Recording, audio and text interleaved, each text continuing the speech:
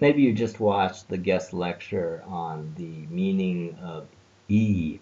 Why is it that E has a specific physical meaning that we might be able to understand just from that explanation? Basically, what they said was, well, the difference between E and like something like 2 to the x, when you have 2 to the x, you have a growth where at the end of a certain time period, you have exactly twice the amount that you did at the beginning. But that basically happens at the end of the time period. All of a sudden it doubles, right? But if you think about it, if you have something that is in the process of doubling and it's slowly getting bigger and bigger, then why doesn't that partial cell or partial bacteria also start reproducing itself? And if it does, then instead of having two cells at the end of the time cycle, you will have 2.71 cells at the end of the time cycle. So that's basically the summary of that, and we can talk more about that in class if you don't understand it. But here we're going to do an exploration or investigation about compound interest rates, which is going to lead us to about the same conclusion. Okay? So, and we live in a special country where we can appreciate um, very large interest rates because as recently as 1998, Brazil's lending interest rate was almost 100% per year, which means if you took out a loan for $100, at the end of the year, you would be owing the bank $200. And if you kept it for another year, you would owe the bank $400. Okay, so you can see why almost no one was going to borrow money from a bank in Brazil in 1998 because basically if you borrowed money from the bank, you're going to owe twice as much by the end of the year. The only way to keep up with the payment is basically you have to pay the amount you owe uh, by the end of the year. So who's going to buy a house, right? You can't. If you had enough money to buy the house by the end of the year, you would have just bought the house at the end of the year. You wouldn't take a loan for it.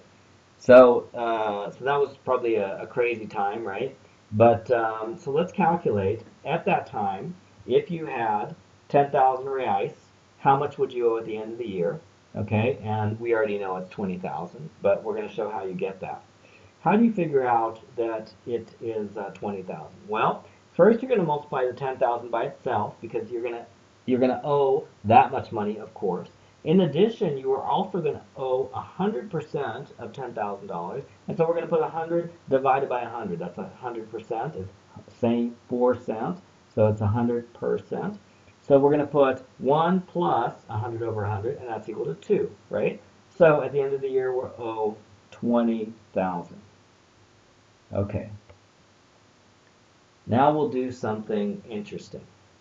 Okay, so instead of owing 100% at the end of the year, what if we took the year and we divided into two parts, each 6 months long, and during each 6 months, we're going to charge half the interest. So, for example, instead of charging 100% interest at the end of the year, we're going to charge 50% of the interest at the end of 6 months, and then at the next 6 months, we're going to charge 50% more.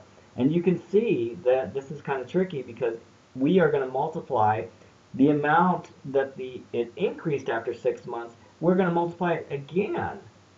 So we're actually going to charge interest on top of the interest. So let's try that. So that would give us 1 plus 1.5 times 1.5. So instead of multiplying one time by 2, we're going to multiply by 1.5 twice. Okay? And so we'll use the calculator to help us do that. It's going to be 1.5 squared times 1 is 1.44.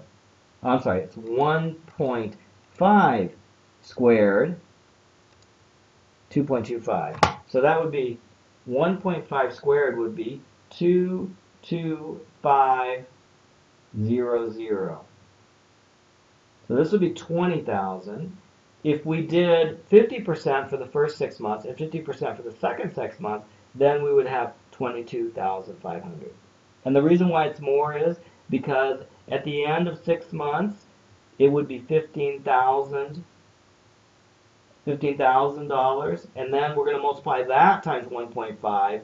So not only are we multiplying the $10,000 by the interest rate, we are also multiplying the amount it grew by the interest rate, and then that gives us even something bigger. Okay, so now let's do compounded quarterly, which means we take the year, we divide it into 4 parts. That would be 3 months each, and then each of those 3 months we're going to charge 25% or 1/4 of the interest. Okay, and that will give us 1.25 times 1.25 times 1.25 times 1.25.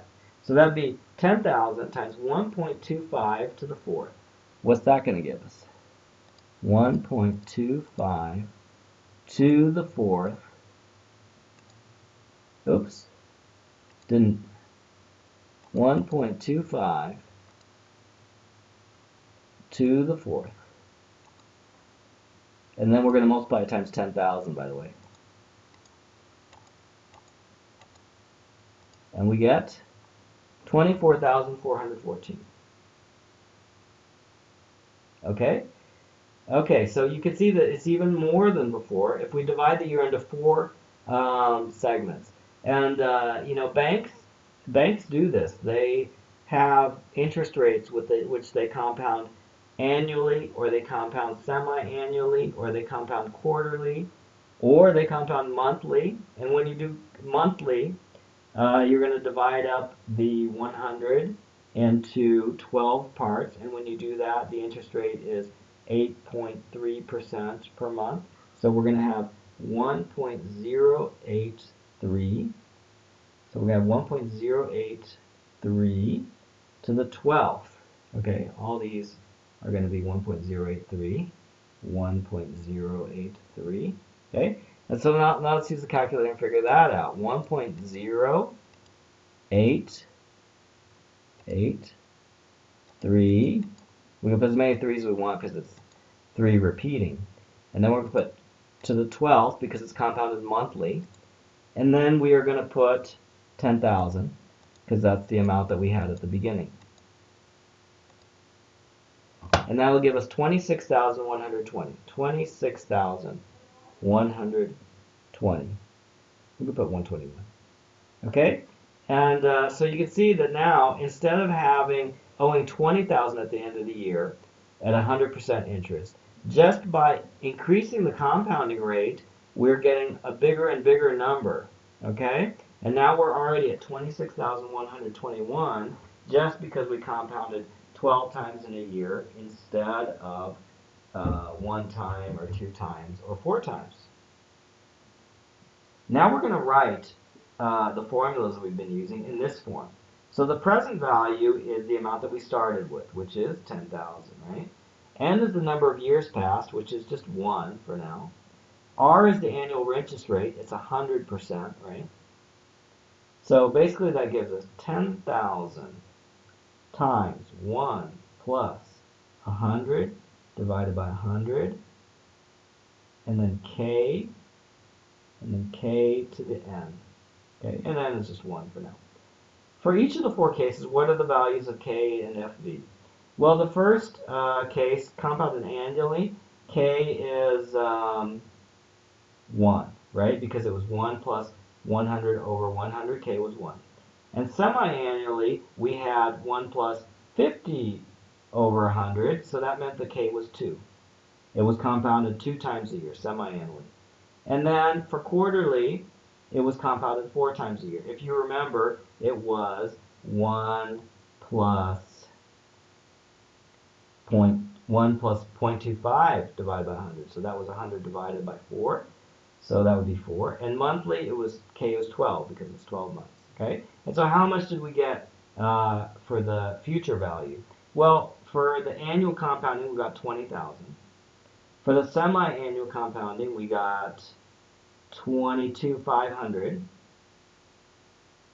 And for the quarterly, we got 24,414. And for the monthly, we got 26,121. Okay?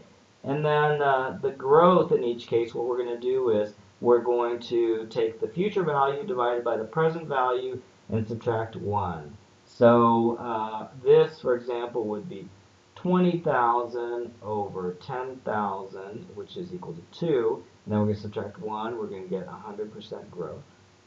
Okay. For this one, we would get 125% growth. For this one, we're going to get 144% growth, and this one we're going to get 161%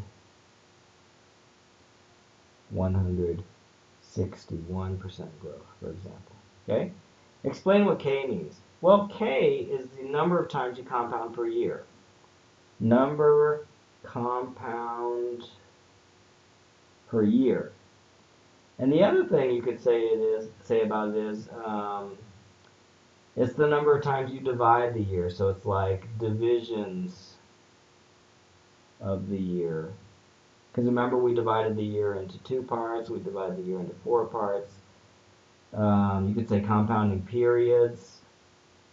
Compounding periods. There's a couple ways you could describe what K is. Okay. Why is R the same for each case? Well, we always used R equals 100%. That was the same every time. Even though R is always the same, what is the effective future value of increasing K? Well, increasing K makes the future value go up, right? What would K be if the bank compounded daily? Well, if the bank compounds monthly, K was 12. So if the bank compounds daily, K would be the number of days, 365, right? Okay. Using the formula, calculate the FV if the bank compounded daily. Okay, now we're going to, of course, have to use the calculator. And in for K, we're going to put 365. And it goes here, and it goes here. So let's put that in the calculator. We're going to put 10,000. And then we're going to multiply it times 1 plus 100 divided by K divided by 100. So that would be 100. And what we could do is we could just put 1 divided by 365. And then we would raise that to the power of 365. Okay.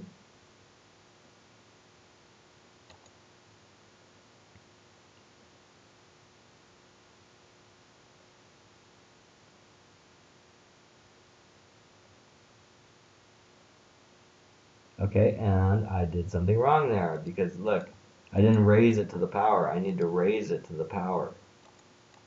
Let's put that in there. Second, insert, caret. Oops, that didn't work either. Darn it.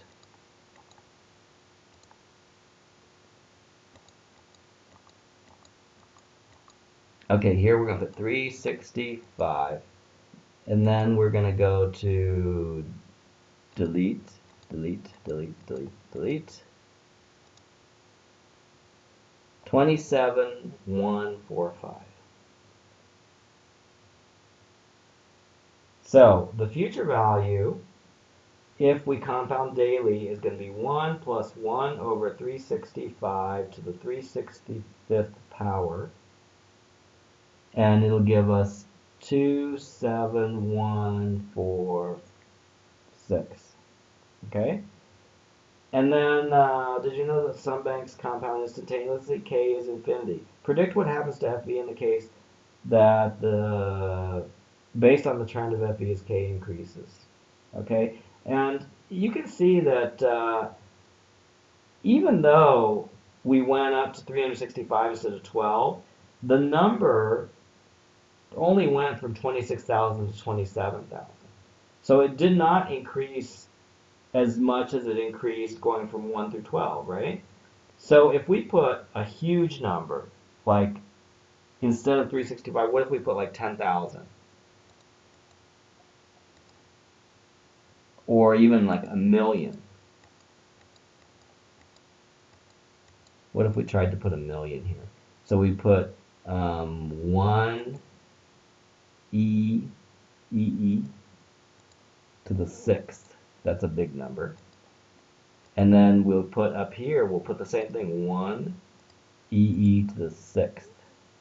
So now we're saying we're going to compound 1,000,000 times a year. I don't know if the calculator can do this. It does.